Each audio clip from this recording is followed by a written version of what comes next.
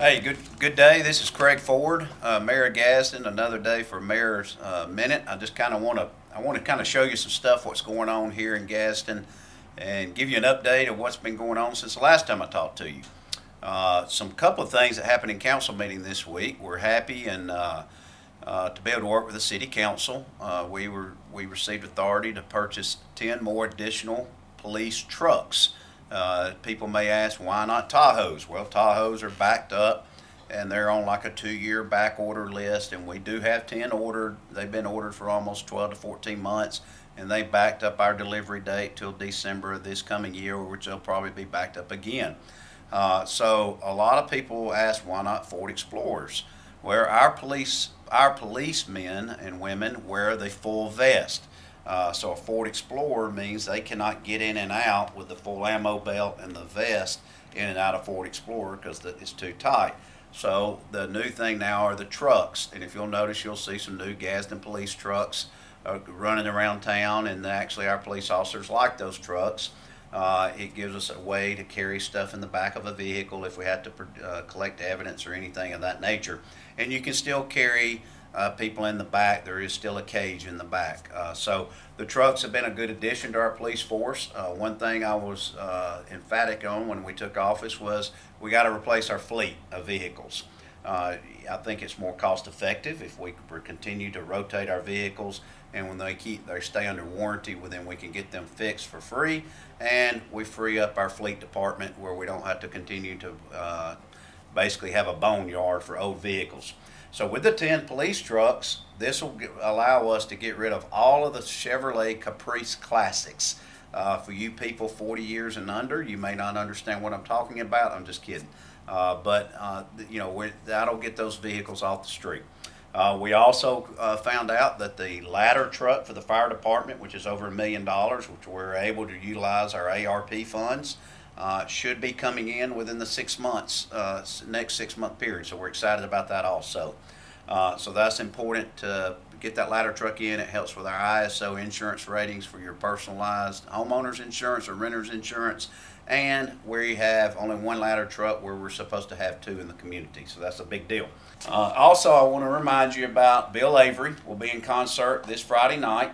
It's a free concert. We're expecting hopefully a packed house. We're excited about Bill and his band that's coming to play. This is part of something that the mayor's office is sponsoring.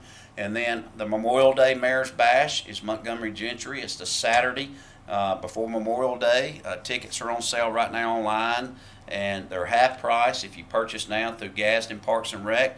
The other thing I wanted to mention too is South 11th is finally being closed down for the short time, hopefully, for the repaving part. All the utilities have been relocated, and now the paving process starts. So that happened prior to us taking office, and I have pushed them as hard as I can. And now the pavers are back on site, so you'll see them in place, and the grading will be taking place, new curb and gutters.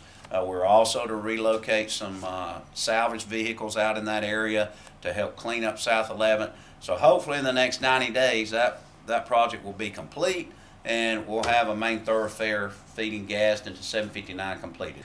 Another thing I want to talk about is, this is a list, I just kind of want to show you, of meters, water meters and power that we have been paying for that are not city property. So I hope you can just kind of see. I don't want you to see all the addresses, but we have been contacting these people over time.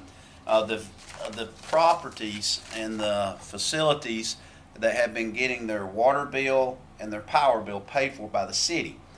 So once I found out about this, I did an extensive research, and I had our staff look into this, and man, it went deep. We're excited to say, not that we've cut people's power off or water off. We've gone to them and explained to them and told them that we were no longer going to be paying their bill as of a certain date, and they were able, and they understood. We hadn't had anybody balk at this.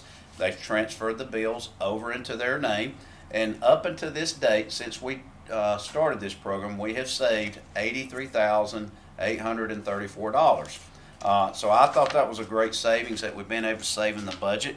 The next thing we want to talk about is, we had a meeting today with our Public Works, and we're responsible for maintaining the lights on 759 for the lighting that comes over the highway, and it's a very expensive thing that we have to take place. I asked, why does DOT not have to do that out of Montgomery? The way they do that are all cities take care of the highways that run through their city, so it's just something we have to take care of. So they were looking for an additional $90,000 to replace the lighting along the highway. So there you go. There's our savings, so we don't have to ask the council for more money. To tell you a little bit about the unemployment data for Gadsden, we met with the Alabama Career Center today with the Secretary of Labor from Montgomery. Some good news since we took office. Unemployment is lowest, and this is just for the city of Gadsden. We're at 2.9%. So if you're looking for a job, there are jobs available. We met with Fair Automotive. They're trying to hire at this present time. The city of Gadsden's hiring at this present time. There are jobs out there, and there are jobs available, and we can help you find employment. But the Alabama Career Center system is another place that helps with career placement, and we wanted to let you know the civilian labor force in Gadsden in January, just as Gadsden only, was 11,871 people, and in March it's 12,006 people. Doesn't sound like a big increase, but it's better than a decrease, and that is a big deal for us here in Gadsden. The unemployment rate was in January 3.5%, and today it's at 2.9%. So that's something we're real proud of. We're trying to get people back to work. Had a great meeting today with Dr. Murphy at Gadsden State Community College. She informed me that she has offered the Challenger Center some property on Gadsden State Community College to put the Challenger Center on site, which I think is a phenomenal place for that place to be located. It would go hand in hand with the workforce development site. I think it'd be a wonderful place for that facility to be in operation and hand in hand with our new workforce development building. And also I recommended to the council that we commit $50,000 a year for 5 years to the Challenger project. It's a STEM learning research center, and it would help be fed right into that program at workforce development in the 2-year school. So a lot of things are happening. The last thing is we have some maps here. It's just funny how we look at some of the stuff. We talked about Convention Hall last week, how old things are coming down and new things are going up. You see Convention Hall, old things are coming down. Cancer Center's going up right next to it. Here's the Gadsden State complex. It looks old here. Here it looks new. We're already looking at phase 3 and phase 4 into this. So it's an exciting time to be in Gadsden, exciting time to be your mayor, and I just want to thank you for allowing me to serve.